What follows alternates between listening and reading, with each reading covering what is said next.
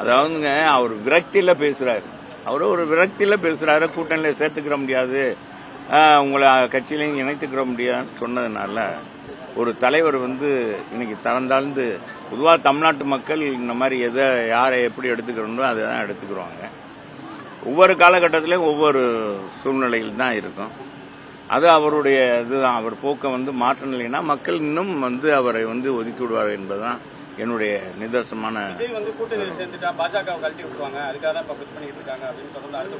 இதெல்லாம் எல்லாம் கேஸ் எங்களுக்கெல்லாம் பதில் சொல்ல முடியாது. இதுக்கெல்லாம் எங்க பொதுச் எல்லாரும் பதில் சொல்லிடுறாரு, எல்லாத்துக்கும் பதில் சொல்லிடுறாரு. நாளைய தினம் கூட பாரதிய ஜனதா இங்க இருந்து நம்ம மாநில தலைவர் நயனார் நாகேந்திரன் பிறப்புறாரு. மதுரையிலிருந்து தான் தொடங்குறாரு. மீனாட்சி பட்டணத்திலிருந்து தன்னுடைய புரட்சி பயணத்தை தொடங்குறார். அந்த பயணத்துக்கு தொடங்கி வைக்கிறதுக்கு என்னையும் போக சொல்லியிருக்காங்க, அந்த இதில் கலந்துக்கிற சொல்லியிருக்காங்க. அதனால நாங்கள் கலந்துக்கிறோம். எங்க கூட்டத்தை யாரும் எந்த சொல்லியும் பிரிக்க முடியாது, இந்த கூட்டணியே என்பதை நீங்க புரிஞ்சுக்கங்க. இது முழுக்க முழுக்க ஒப்பந்தம் ஏற்கனவே எல்லாம் முடிவு செய்யப்பட்டது. எங்க பொதுச் செயலாளர் அது முடிவு செய்யப்பட்டு எங்களை எல்லாம் பணியாற்ற சொல்லியிருக்காங்க. விஜய் அதிமுகவையும் விமர்சனம் பண்ணியிருக்கிறாரு. இந்த சூழ்நிலையில் கூட்டணி அமைவதற்கான வாய்ப்பு இருக்கா? இதெல்லாம் கேஸ் எங்களுக்கு அடுத்த கட்சிகளை பத்தி எனக்கு தெரியாது. மாற்று கட்சி எந்த கட்சி இணையும் என்னன்றதெல்லாம் எங்க பொதுச் செயலாளர்கிட்ட கேளுங்க. என்ன சொல்றீங்க? நம்மளா போய் முடிவெடுக்க முடியுமா? பொதுச் செயலாளரை பார்த்து அவருக்கு தெரியும் எதை பேசுறது, எதை யாரு கூட எந்த கட்சியை கூட்டணி சேர்க்கிறது. அது மேலிடத்து விவகாரம். நமக்கு எதுக்கு? நம்ம இதுல மற்றதே தான் சொல்லுவீங்களா?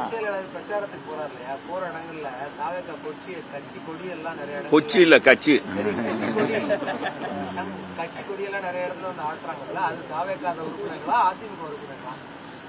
அதான் நேற்று ஒரு தொலைக்காட்சியில் கிட்டத்தட்ட ஒரு 10 நிமிஷம் எங்க கழகத்தினுடைய அவைத்தலைவர் முன்னாள் சட்டமன்ற உறுப்பினர் அங்க உட்கார்ந்துட்டார்.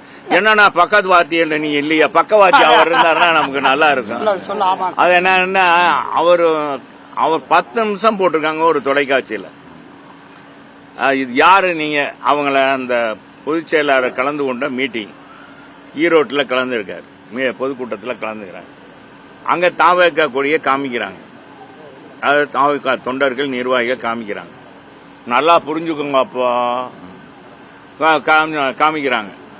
உடனே நம்ம ரிப்போர்ட்டர்ஸ் உங்க மாதிரி ஊடகங்க போய் அவங்கள கேட்கிறாங்க, நீங்களாம் அதிமுக நிர்வாகிகளா, உண்மையிலே தமாக தொண்டர்கள் தாவக தொண்டர்களா அப்படின்னு கேட்கும்போது அவங்க பொறிந்து தள்ளுறாங்க.